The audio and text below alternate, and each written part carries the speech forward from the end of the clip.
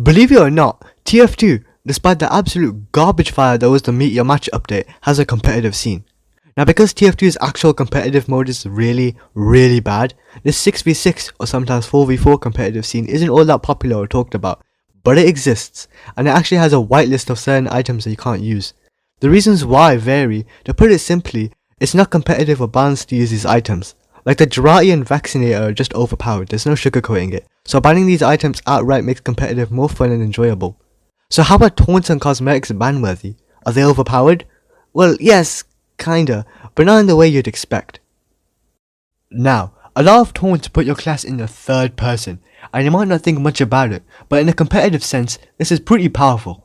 Being able to scout around corners, especially on more choky parts of maps, is good for classes like Demoman, who can set traps and accurately time them, whether it be for enemy pushes or for roaming classes like scouts and soldiers.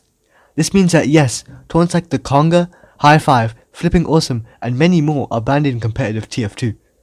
It's not only taunts that are banned from competitive as well. Multiple cosmetics like hats and medals are ban-worthy as well, the most popular of which being the Power Vision goggles. Putting these on, or using items like the Rainblower, Balloonicorn and Lollychop puts you into Pyroland, which has distinct texture differences with regular TF2. For example, some bushes just may disappear, so if someone tries to camp in them, trying to be all sneaky, then to you they're just crouching for no reason, which is a distinct advantage for you over them. There's also a bunch of weird interactions with Spy of all classes. Now Spy isn't that common in competitive, apart from Highlander, but come on, so these bans won't matter as much, but they're still relevant anyways.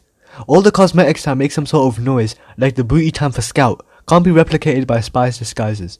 What this means is, to find out if someone is a spy or not, all the player has to do is listen to them walk. No jingle, it's a spy. Jingle, it's not.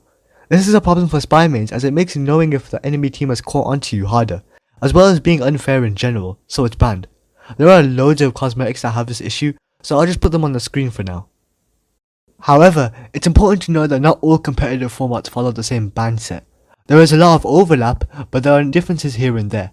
For example, the Sydney Sleeper is banned in 6v6, but not Highlander or the 4v4 formats, simply because it's not as strong in those areas.